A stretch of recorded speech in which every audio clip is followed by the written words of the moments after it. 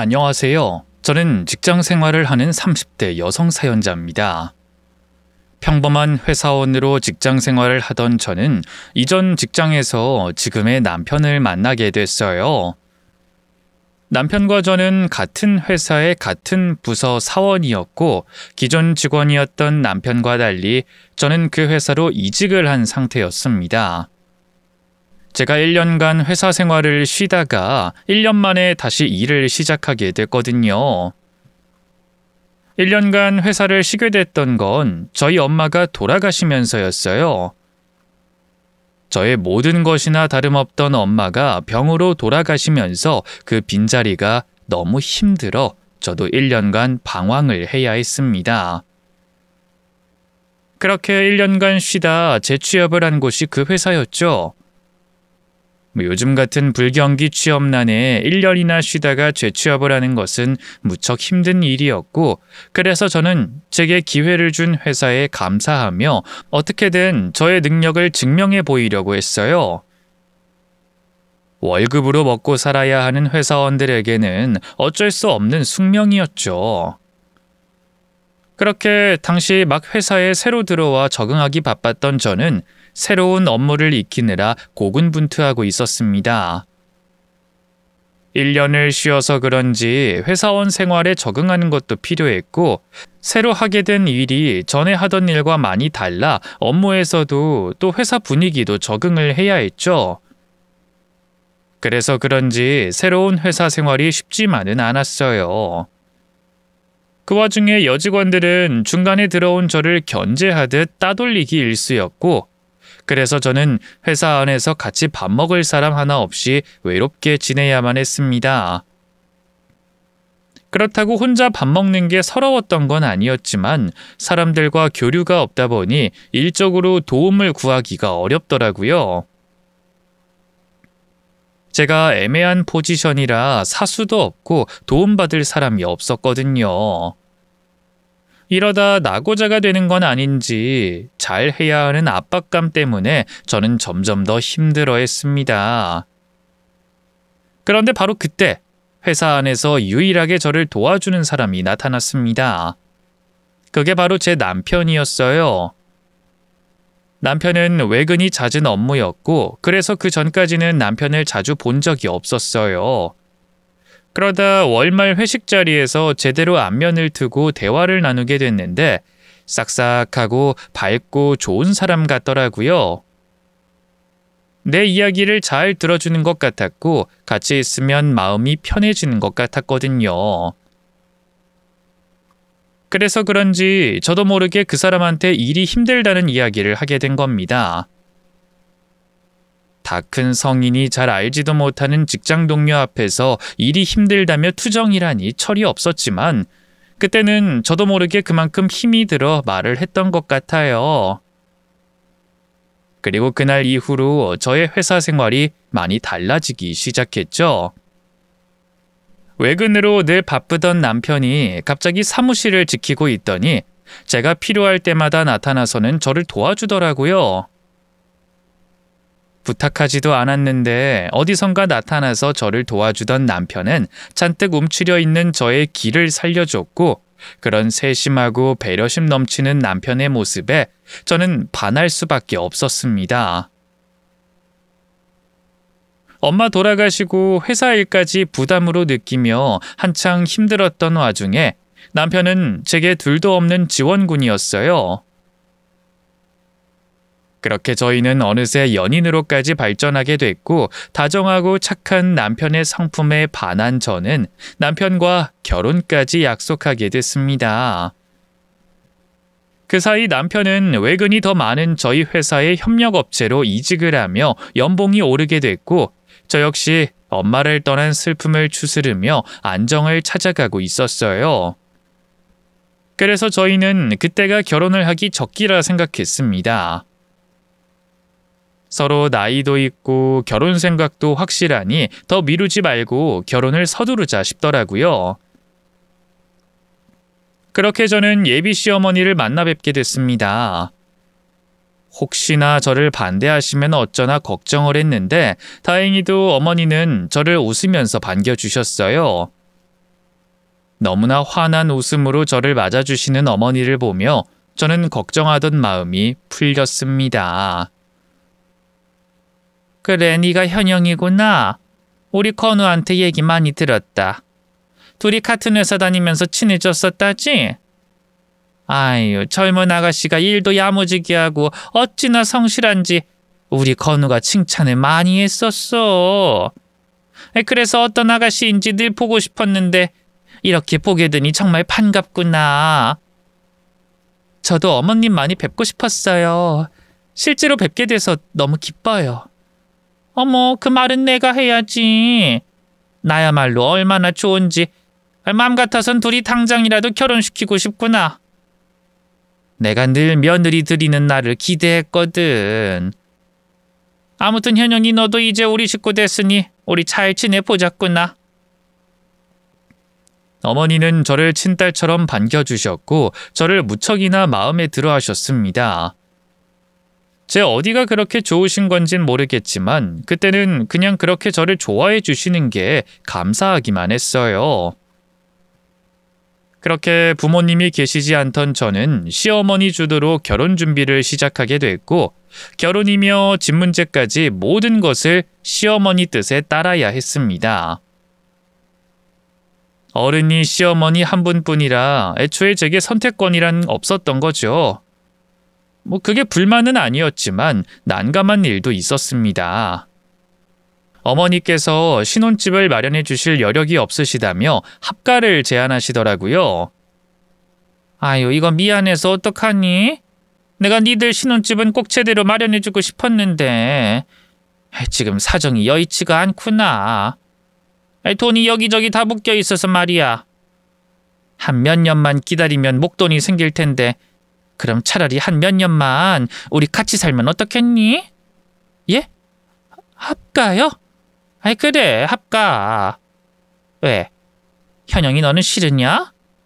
난 이참에 현영이 너랑 한 집에 살면서 가까워져 보고 잘 지내보고 싶은데. 싫으니? 그래, 현영이 너도 어머니 돌아가시고 외로웠다며. 그럼 우리 둘만 사는 것보다 다 같이 사는 게 더 좋지 않겠어? 우리 합가하자, 현영아. 우리 엄마 좋으신 분이야. 남편과 시어머니는 합가를 원했고 저는 불편할 시댁살이가 걱정되어 고민스러웠습니다.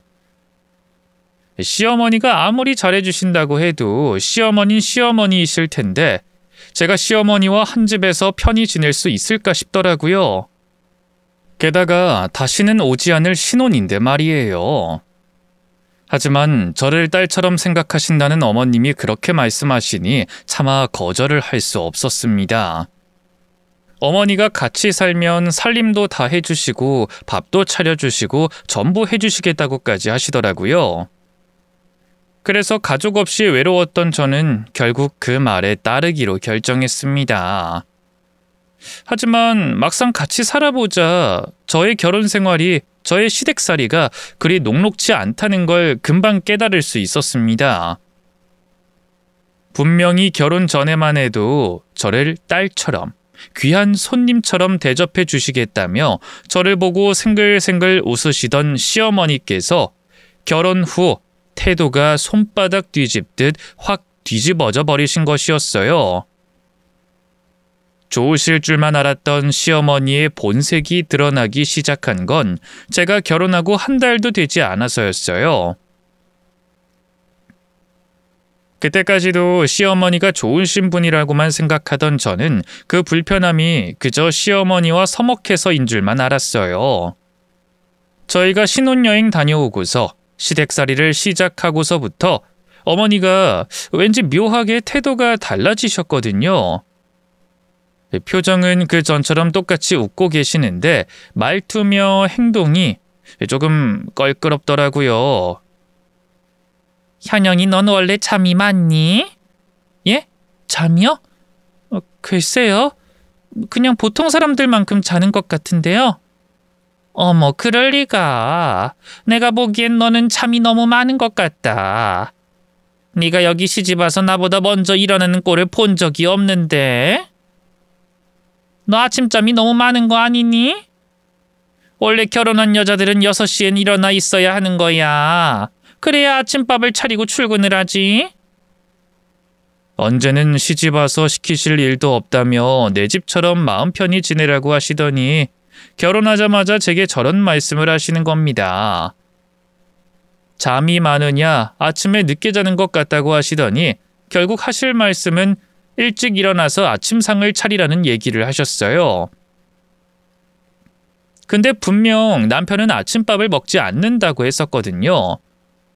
어머니가 일하시느라 바쁘셔서 아침은 먹어본 적이 없었고 안 먹다 버릇하다 보니 이제는 오전에 뭘 먹는 게 부담된다고 결혼해서도 아침은 먹지 않는다고 했었죠. 그런데 어머니가 갑자기 아침 식사 이야기를 하시니 저는 무슨 말씀인가 싶었습니다. 어머님, 아침 드시려고요? 오빠가 원래 아침을 안 먹는다고 그래서 몰랐어요. 저도 원래 아침을 잘 안 먹어서요. 어머님 아침 드시려면 평소대로 드세요. 뭐? 그건 무슨 뜻이니? 지금 나더러 내 손으로 아침 차려 먹어라 뭐 그런 거야? 예? 저는 어머니가 평소에 차려 드신 줄 알고 말씀드린 건데. 아, 그럼 제가 차려 드려요? 아니 뭐 꼭 너더러 차리라 그런 건 아니고 이제 새 식구도 들어왔으니 다 같이 상에 앉아서 아침을 좀 먹었으면 싶어서. 그리고 우리 아들이 아침 안 먹는다고 누가 그러니? 걔 아침 좋아해. 그러니까 앞으로는 현영이 네가 좀 일찍 일어나서 아침 차려봐라. 알겠지? 불만스러워 하시면서 친절한 말투로 그렇게 얘기를 하시니 차마 싫다는 소리가 나오지 않았습니다. 어머님이 왜 이러시는 걸까 싶으면서도 가족들이 다 같이 앉아 식사를 하고 싶다고 하시니 제 딴엔 마음이 쓰이더라고요. 저도 시어머니와 잘 지내고 싶었고 어머님 말씀대로 화목한 가족 풍경을 꿈꿨으니까요. 그래서 저는 시어머니가 바라시는 대로 아침 식사를 차리기 시작했습니다. 다행히도 엄마가 돌아가시고 혼자 자취하며 요리를 곧잘 해 먹었기에 맛으로 걱정할 일은 없을 거라 생각했어요. 그런데 그것도 저의 오산이었더라고요. 어머니, 준비 다 됐어요. 나와서 식사하세요. 여보, 밥 먹어. 그래, 오늘은 네가 일찍 일어나서 밥상을 차렸구나. 그래, 이렇게 아침상 차려주니 얼마나 좋니? 아니, 내가 미리 시키기 전에 했더라면 더 좋았겠다만. 아무튼 맛있게 먹으마. 예, 어머님. 근데 어떻게 입에 맞으실진 모르겠어요. 그냥 제가 집에서 먹던 대로 해봤는데 제가 아직 어머님 입맛을 잘 몰라서요. 어떠세요? 괜찮으세요? 아유, 이게 뭐야? 아니, 국이 왜 이렇게 짜니? 예? 국이 짜요? 그럴 리가 없는데. 아침이라 일부러 싱겁게 간을 했는데 이것도 짜세요? 짜다니까. 넌 그걸 또 되묻고 있니? 아니, 그럼 내가 짜지도 않은 국을 가지고서 괜히 쓸데없는 트집이라도 잡으려는 줄 알아? 아니요, 그런 게 아니라 그냥 여쭤본 건데. 오빠도 국이 짜? 국? 난 괜찮은데? 어우, 야, 얼큰하고 좋다, 야. 나 원래 아침 잘 안 먹는데 입맛 도네. 건우, 너는 이게 짜지도 않니? 얘가 일어난 지 얼마 안 돼서 아직 미각이 안 돌았나 보다.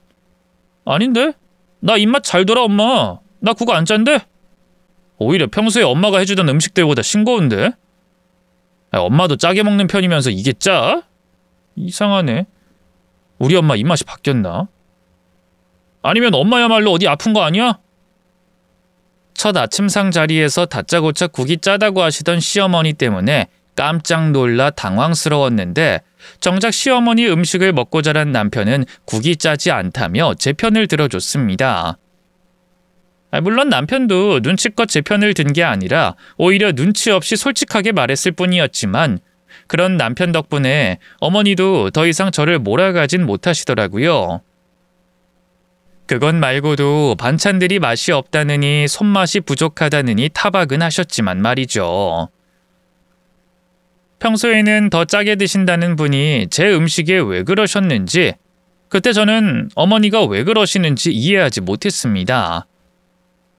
하지만 그 후로도 이어지는 시어머니의 트집에 저는 어머니가 저한테 일부러 그러신다는 걸 깨달을 수밖에 없었어요. 현영이, 너는 살림에 많이 서툴구나. 저번에 음식하는 것도 그렇고 설거지하는 것도 그렇고 볼 때마다 지적할 거리가 생기네. 아유, 너 하는 거 보다 보면 답답해서 그냥 내가 하는 게 마음 편하겠어. 그래요? 제가 그렇게 못하나요? 아이, 그럼 못하지. 못해도 한참 못하지.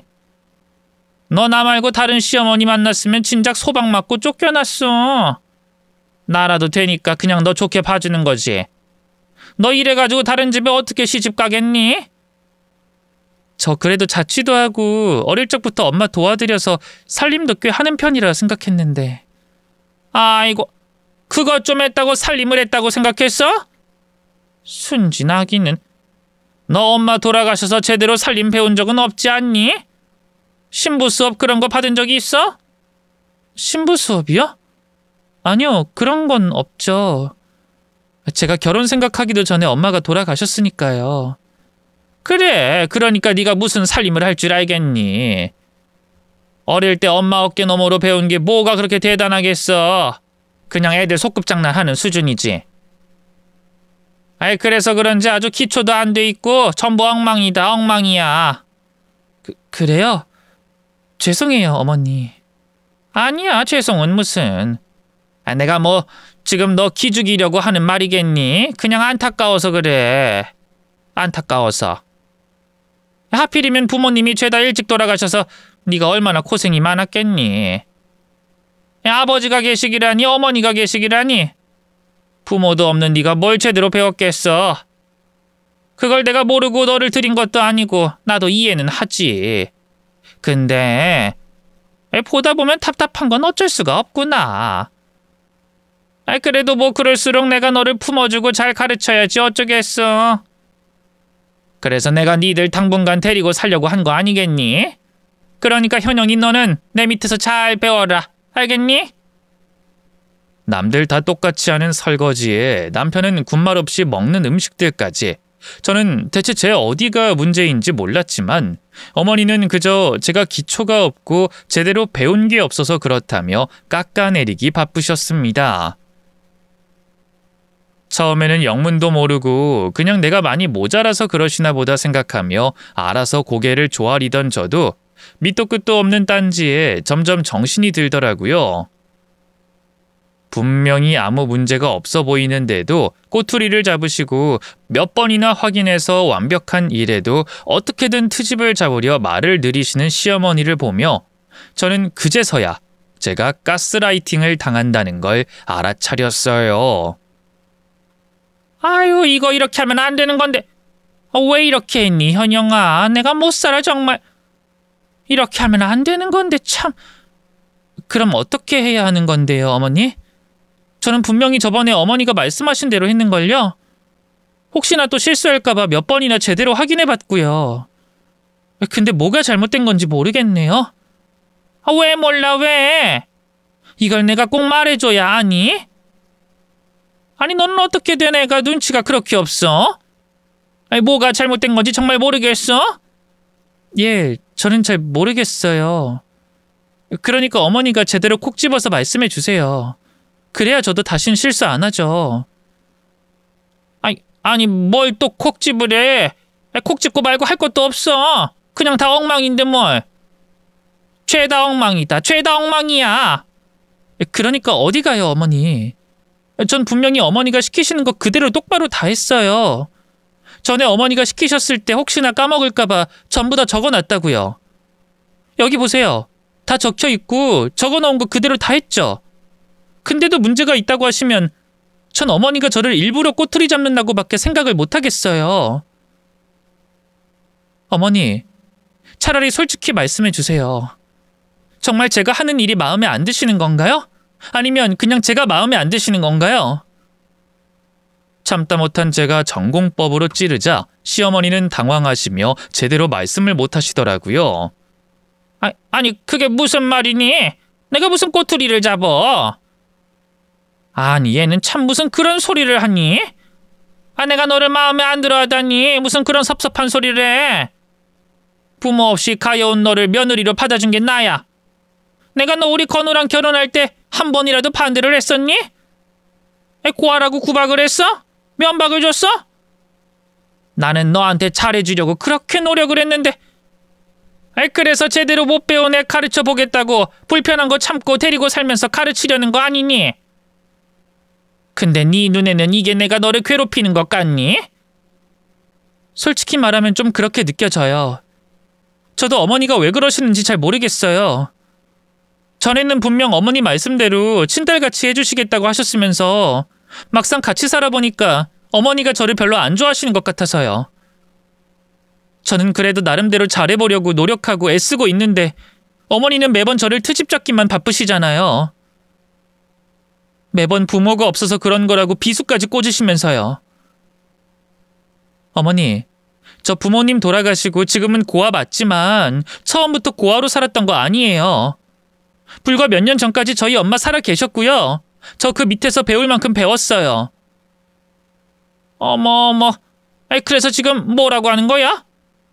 설마 너 지금 나한테 대드는 거니? 내가 너 고아라고 구박했다고 기분 나빴다 이거야? 아니 내가 언제 너를 구박을 했어? 난 그냥 있는 사실을 얘기했을 뿐인데 그걸 구박이라고 하면 안 되지. 네가 언제까지 네 엄마랑 살았던 간에 지금은 고아인 건 맞잖니? 내가 없는 말을 지어낸 것도 아니고 사실을 말한 것도 죄가 되니? 그리고 너, 네 입으로 신부 수업도 제대로 배운 적 없다면서 뭘 제대로 배웠다는 거야? 그걸 네 기준으로 생각하면 안 되는 거 아니니? 나 정말 기가 막히는구나 진짜. 어머니, 화내지 마시고 제 얘기를 좀 들어주세요. 저는 어머니랑 싸우자고 말을 꺼낸 게 아니라 정말 궁금해서 여쭤본 거예요. 이유도 모르고 어머니한테 미움받는 게 너무 힘들고 괴로워서 솔직하게 말씀드렸고요. 그래, 네가 이러는 걸 보니 내가 그동안 잘못했다 싶긴 하구나. 배워야 할 입장에서 이렇게 뻔뻔하게 나오는 걸 보니까 내가 너를 너무 무르게 대했구나 싶다. 딸처럼 대해주려고 그랬더니 내가 진짜 네 엄마처럼 보이니? 내가 만만해? 그럼 어디 앞으로 제대로 시집살이 시켜주마. 시어머니 무서운 거 내가 제대로 보여줄 거야 아주. 저는 시어머니와 분란을 만들고 싶었던 것이 아니었습니다. 물론 어머니가 왜 이러시나 내가 뭘 그리 잘못했을까 속은 상했지만 앞으로도 같이 지내야 할 사이기에 오해는 풀고 허심탄회하게 대화를 하고 싶었을 뿐이었어요. 그래도 어머니가 좋으신 분이라면 제 이야기를 들으시고 바뀌실 거라 생각했거든요. 하지만 그건 저의 착각일 뿐이었습니다. 애초에 기대하면 안 될 것을 기대했던 탓인지 시어머니는 저의 말에 분노하시며 그제서야 대놓고 본색을 드러내셨어요. 이제 좋은 날은 다 갔다며 제대로 시집살이를 시키겠다고 통보하셨죠. 그리고 그때부터 저의 결혼 생활에 재앙이 닥쳐왔습니다. 시어머니는 더 이상 제 앞에서 좋은 시어머니로 보이고 싶은 생각이 없어지셨는지 그날 이후로 못된 시어머니 노릇을 아주 제대로 보여주셨어요. 그 전에는 그래도 대놓고 표현하지 않고 사람 기분 나쁘게 구시더니 이제는 아주 조선시대 시어머니처럼 저를 사람 취급도 안 하고 부려먹으려고 하시더라고요. 사실 속내는 처음부터 이러셨는데 그동안은 자식 때문인지 체면 때문인지 눈치를 보고 계셨구나 싶었습니다. 그렇게 저는 그때부터 시어머니가 시키는 온갖 시집살이에 시달려야 했습니다. 너 퇴근하고 오면 이것 좀 다 까놔라. 이게 뭐예요, 어머니?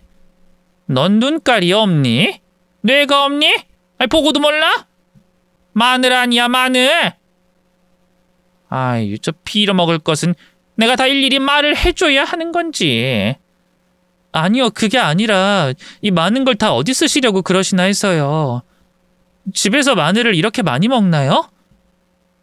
어머니, 이걸 제가 어떻게 다 해요.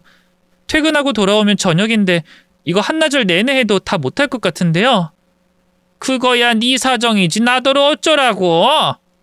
내일 써야 하니까 오늘 안에 다 까놔. 못하겠으면 밤이라도 새던가. 한 번 시키면 그냥 네 하고 하는 법이 없어 아주.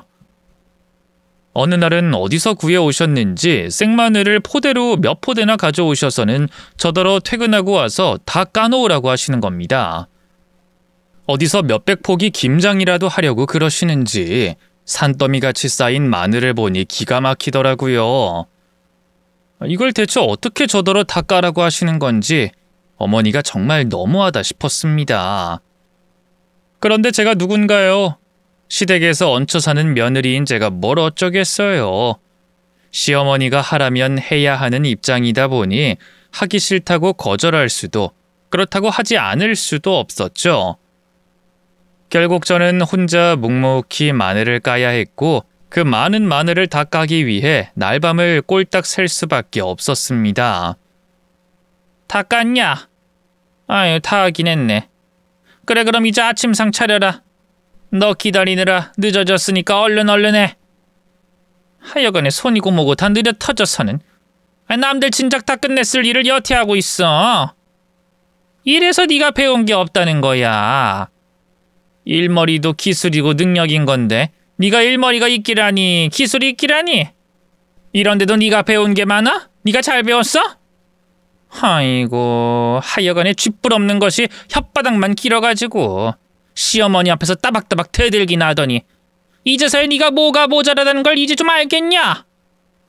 어디 앞으로도 나한테 제대로 배워봐라.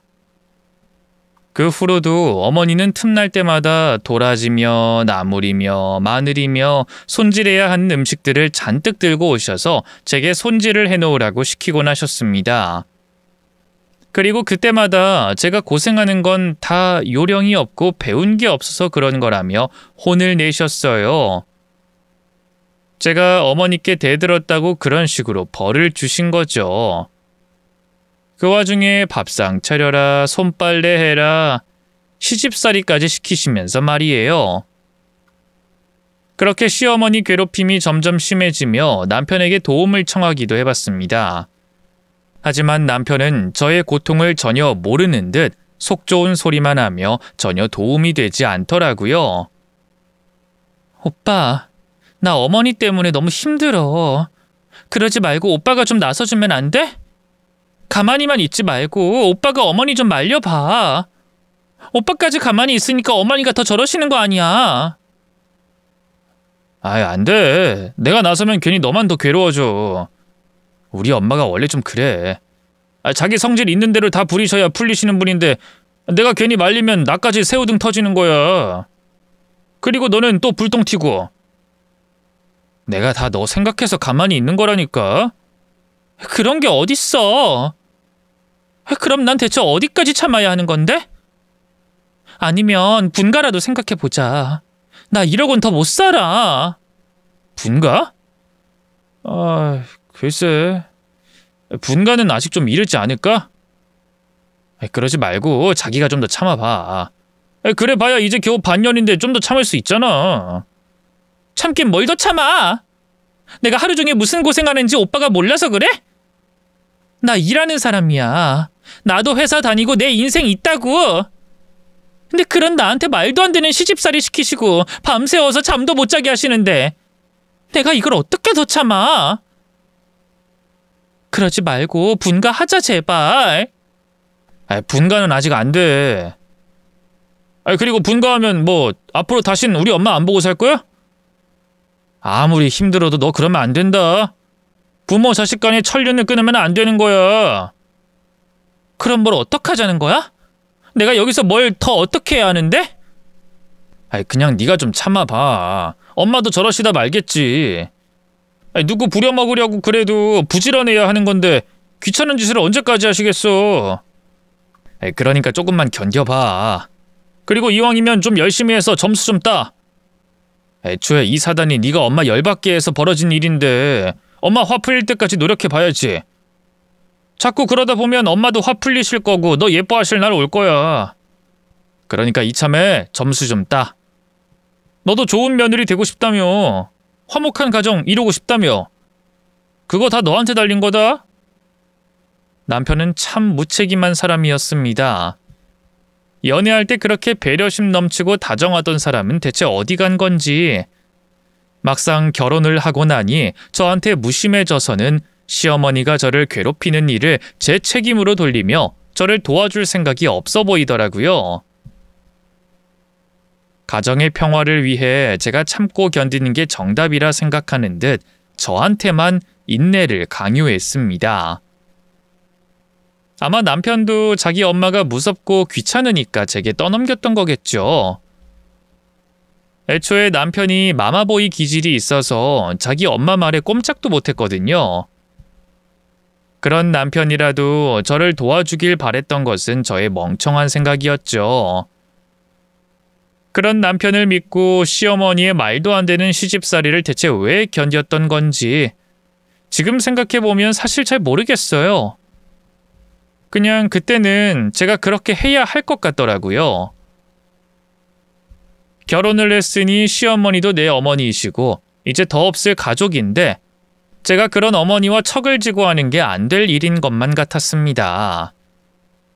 그리고 같이 살다 보면 고운정 미운정 다 들고 미운정도 정이라고 하니 이렇게 참고 살다 보면 언젠가는 어머니도 저를 예뻐해 주실 날이 오지 않을까 싶었어요. 그래서 그날만 기다리며 참고 또 참았던 건데 결국 참기만 하던 제가 호구가 맞았습니다. 애초에 시어머니는 저를 며느리로 인정할 생각도 없어 보이셨거든요. 어느 날 제가 시어머니로부터 정말 충격적인 이야기를 듣게 되면서 알게 됐죠. 그날은 주말이었고 남편은 친구들을 만난다며 밖으로 나간 상태였습니다. 그리고 저는 그날도 시어머니가 시키시는 일을 하기 위해 집에 남아 있었죠. 그날 어머니 친구들이 집으로 놀러 오신다며 저한테 간식을 준비하라고 시키셨거든요. 그렇게 저는 하루 종일 주방에 서서 일을 하고 있었고 거실에서 어머니와 지인분들이 떠드시는 이야기를 듣고 있을 수밖에 없었습니다. 그런데 가만히 듣고 있자니 어머니가 하시는 말씀이 참 이상하더라고요. 저기들 다들 주변에 장가 안 간 총각 누구 없어? 총각? 갑자기 총각은 왜? 뭐야, 자기 그 나이에 시집이라도 가려고? 아유, 농담도 참. 아니, 내가 아는 엄마 딸이 30이 넘었는데 아직 시집을 못 간 거야. 그래서 주변에 괜찮은 총각 없냐고 물어보더라고. 근데 우리 집은 딸만 둘이고 주변에 뭐 아는 청년이 있어야지. 그래서 혹시나 해서 물어보는 거야. 글쎄, 뭐 결혼 안 한 애들이 있기는 있을 텐데. 근데 그 아가씨는 뭐 하는 사람인데? 나이는 몇이고? 나이는 32인데 학교 선생이야. 어머, 교사야? 교사면 1등 신부감 아니야? 근데 왜 결혼을 못했을까? 어디 하자가 있는 건 아닌데 애들 가르치느라 바빠서 아직 결혼을 못했나 보더라고. 하긴 그 집 엄마가 딸내미를 너무 싸고 돌긴 했었거든. 애가 예쁘게 생겼는데 공부까지 잘해가지고 말이야. 그래서 곱게 오냐오냐 길러가지고 공부도 열심히 시키고 그렇게 교사 만들었는데 그래 놓으니까 자식이 아까운 거라.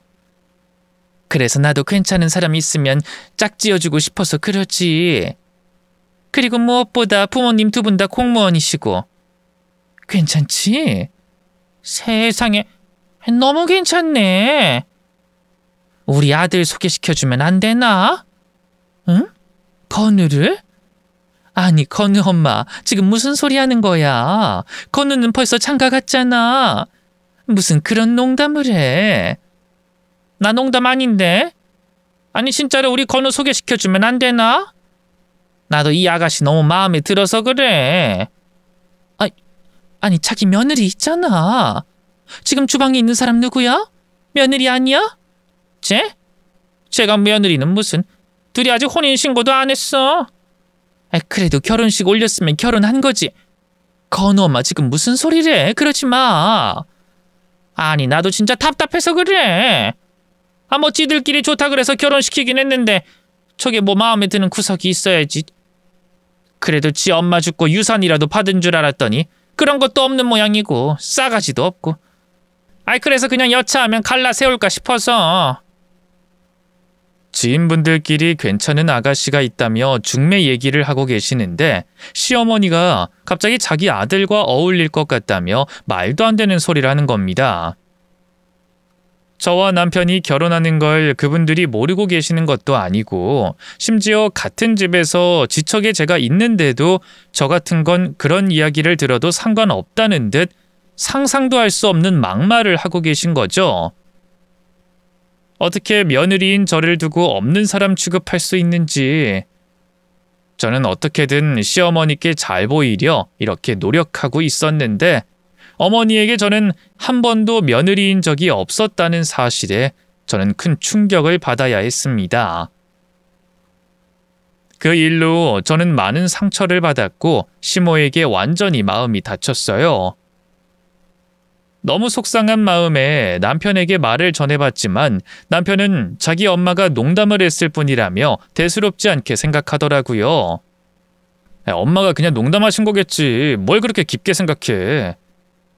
제발 별것도 아닌 걸로 유난 좀 떨지 마. 엄마가 그럴 때마다 매번 이럴 거야? 너도 사람 참 피곤하게 한다. 내가 상처받은 일에 관심도 없이 그저 유난이라 치부해버리는 남편에게도 전 큰 실망을 해야 했습니다.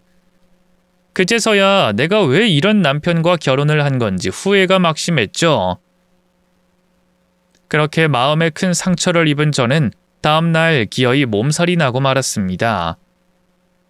제가 밤새 뒤척이며 끙끙 앓는데도 관심도 없고 되려 시끄럽다며 등을 돌려버리는 남편을 보며 저는 한참을 앓다가 겨우 새벽잠에 들었어요.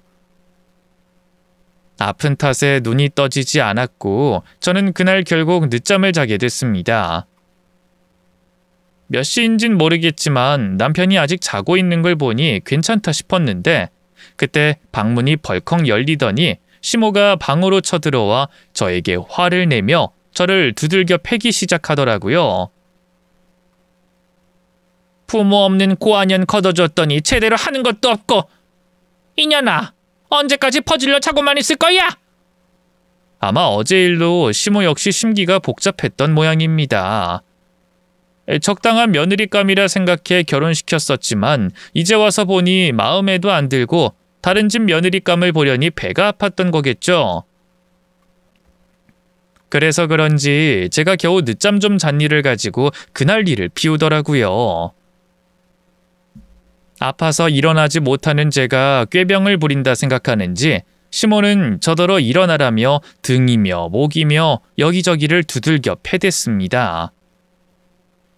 그런 와중에 남편은 졸린다며 저더러 일어나라는 소리나 하고 아픈 몸으로 시모에게 얻어맞아야 했던 저는 서러움에 눈물이 흘렀습니다. 저 아파요 어머니. 대체 저한테 왜 이러세요? 왜 이렇게까지 저를 미워하시는 거예요? 몰라서 물어? 그럼 누가 너 같은 걸 예뻐하냐? 고아 주제 부모도 없는 너를 누가 예뻐해? 겨우 그 이유예요? 제가 고아라서? 그래서 이러시는 거예요? 그래서 어머니가 절 만만하게 보셨군요. 이렇게 괴롭히고 무시해봐야 데려올 친정 부모도 없는 고아니까 이렇게 개무시해도 되겠다 싶은 거죠? 제가 친정이 있었으면 어머니가 이러지 못하셨을 거 아니에요? 그러게 누가 친정도 없이 시집 오라 그랬니? 일찍 뒤진 네 부모를 탓해야지. 왜 나한테 서럽다고 난리야? 남편보다 못한 것도 없는 제가 시모에게 그런 취급을 받았던 것은 전부 제가 고아라는 이유 때문이었습니다.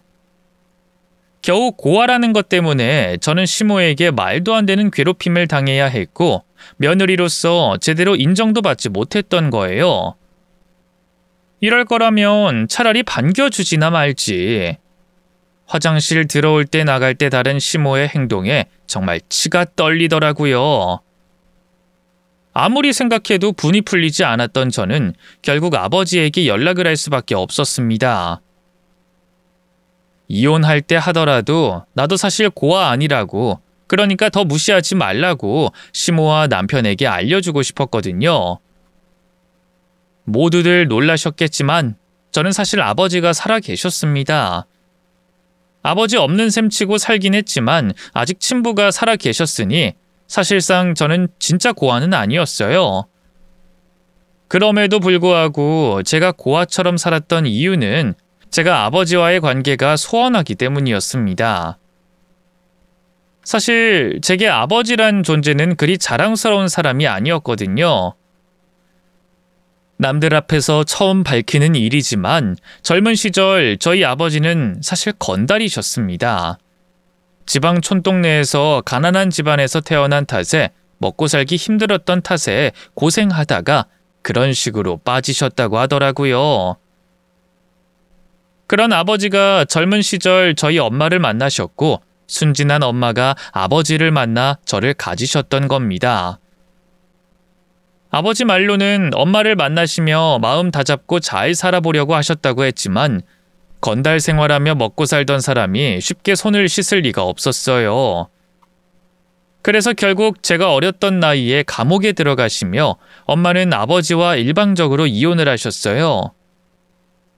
얘기를 듣기로는 아버지가 잘못한 일이 아니라 대신 누명을 쓰고 들어가신 거라고 하시던데 자세한 내막은 모르지만 어쨌거나 아버지는 그 일로 저와 엄마에게 씻을 수 없는 상처를 남기셨습니다.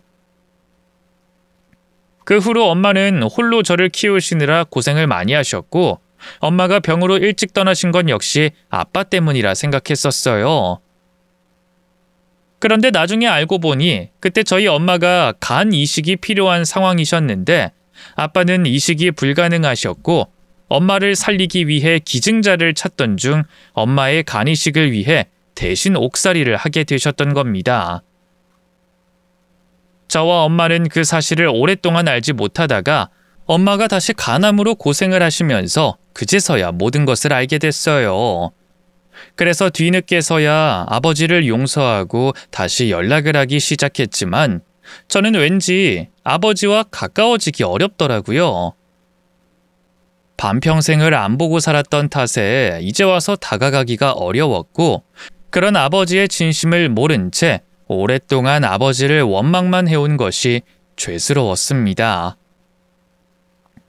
게다가 그 사이 아버지는 새 가정을 꾸리고 안정을 찾으셨고 아버지나 저나 각자 잘 살고 있으니 이제 와서 부모 자식 간의 연을 이어가는 것도 욕심이라 생각했어요. 아버지는 언제든 필요할 때 연락을 달라고 하셨지만 저는 차마 아버지에게 연락을 할 수 없었습니다. 그래서 저는 결혼식에도 아버지를 부르지 않고 그 전으로도 후로도 계속 부모 없는 고아로 지내고 있었던 거죠. 하지만 이젠 더 이상 참을 수가 없더라고요. 그래서 저는 정말 오랜만에 아버지에게 연락을 하게 됐습니다. 눈물을 쏟으며 그동안의 이야기를 전부 아버지에게 전했고 처음이자 마지막으로 도와달라며 부탁을 드리게 됐어요. 아버지, 저 한 번만 도와주세요. 저 도저히 이대로는 못 살겠어요. 남편 놈도 시모도 다 못 견디겠어요. 그렇다고 이대로 갈라서면 혼인신고도 안 한 상태라 위자료도 못 받고 복수할 방법도 생각이 안 나네요. 제가 어떻게 해야 할지 아버지가 저 좀 도와주세요. 저의 부탁에 아버지는 2번 묻지 않고 달려와 주셨습니다. 그리고 다음 날 숨겨놓은 아버지가 시댁으로 도착한 순간 등장만으로 시댁은 폭삭 망해버리고 말았어요. 누구세요? 나 우리 현영이 애비 되는 사람입니다. 그쪽이 내 사돈이요. 예? 무슨 소리 하는 거예요? 현영이 애비라니? 쟨 고아인데? 내가 아직 살아있으니까 고아는 아니지. 어쨌든 우리 딸 데리러 왔으니까 문 좀 열어주시오. 아니 지금 이 양반이 무슨 소리를 하는 거야? 데려가긴 누굴 데려가? 진짜 제 아빠 맞아요? 저희 아버지 맞으세요. 어머니 비키세요. 아빠 들어오세요. 이게 다 뭐야? 야, 너 고아라고 하더니 그것도 뻥이었니? 왜요? 그동안엔 고아라고 무시하더니 이젠 고아가 아니라서 거짓말쟁이라고 하시게요? 그게 뭐 어떻든 알아서 생각하시고요. 이제 아무 상관없어요. 저 남편이랑 헤어질 거거든요. 아직 혼인기간이 1년 미만이고 혼인신고도 안 했으니까 합의서 쓰고 갈라서면 되겠죠. 무슨 소리 하는 거야? 갈라서긴 뭘 갈라서? 너 결혼이 장난이니? 결혼해놓고 네 마음에 안 드니까 이제 헤어지겠다고?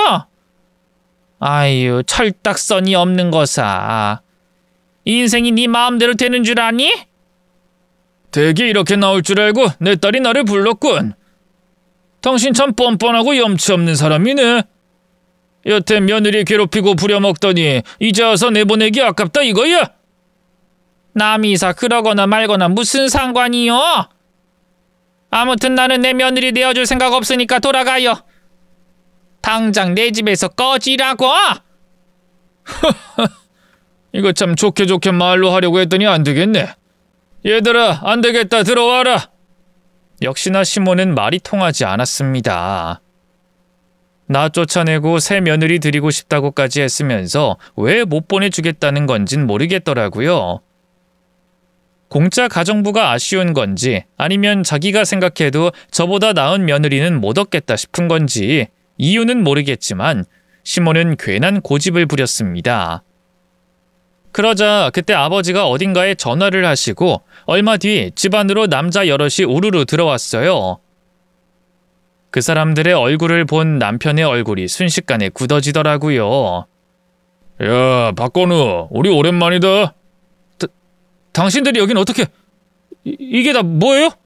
뭐긴 뭐야, 너 만나러 왔지. 돈 갚아야지, 박건우. 아니 그건 다 계산 끝났던 거 아니었어요? 벌써 반년이나 지났는데? 계산? 무슨 계산? 우린 너한테 돈 받은 게 없는데? 너 우리한테 아직 빚 남아있어. 그게 지금 이자만 얼마였더라? 다 합하면 아마 2억이 넘지? 아니 그때 그냥 퉁쳐주기로 한 거 아니었냐고요? 이제 와서 이게 무슨 소리야? 내가 언제 퉁을 쳐준다고 그랬냐? 언젠가 꼭 갚으라고 그때까지 기다려준다 그랬지. 근데 갚을 생각이 없어 보여서 왔어. 이게 다 무슨 소리냐, 건우야? 돈이라니, 무슨 돈? 너 저 사람들한테 뭐 빚이라도 진 거냐? 아이고, 이쪽이 어머니 되시는구나. 예, 맞습니다. 여기 아드님이 저희한테 빚을 좀 졌어요. 저희 업장에서 게임을 좀 하셨는데 꽤 많이 잃으셨거든요. 나름 단골 손님이어서 이자도 많이 까드리고 봐드렸는데 아니 갑자기 잠적을 하셨더라고. 그래서 저희가 받으러 왔습니다. 아니 우리도 설마 채무자가 형님 사위인 줄은 몰랐거든. 그때야 뭐 모르는 사이도 아니고 형님 사위라고 하길래 좋게 넘겼던 건데 두 사람 남난되면 우리도 봐줄 일 없는 거 아닙니까?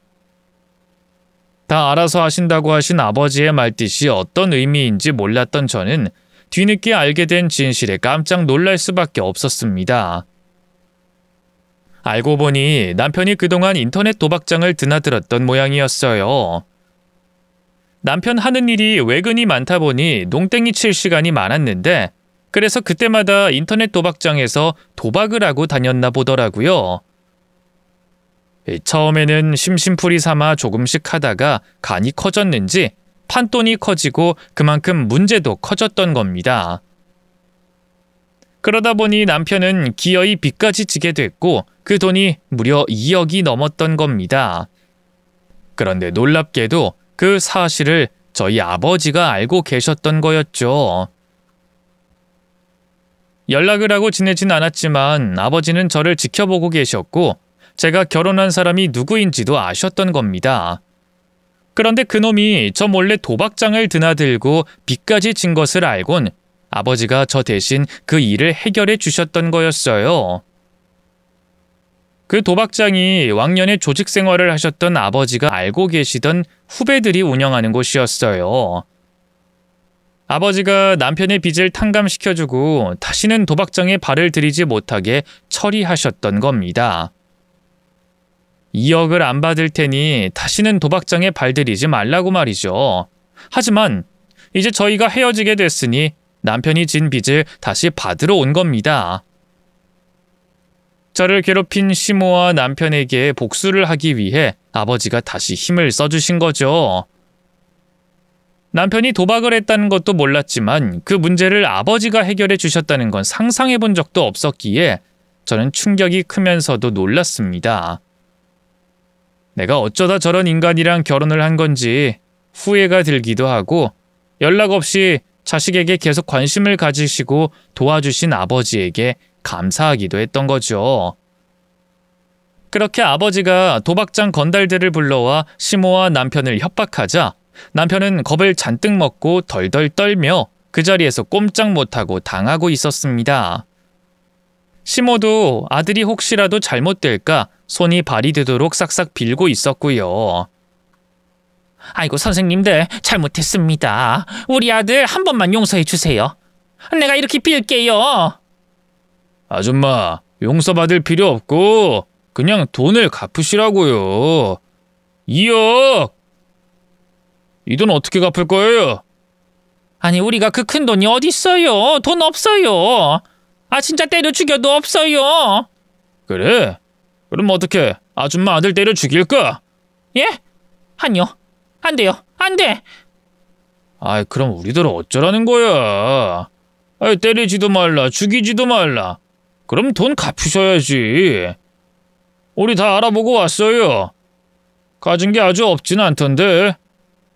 이 집 내놓으면 다 까고 한 2억 몇천 남겠던데. 집이라도 팔아서 주시던가. 예? 아니 우리 집 재산이라고는 이 집 하나밖에 없는데 이걸 팔면 우린 어디로 갑니까? 아이, 그거야 그쪽 사정이고. 아이, 그러길래 돈 없으면 빚을 지지 말았어야지. 아니면 마음씨 곱게 쓰던가. 아줌마, 이거 결국 다 아줌마 탓이야.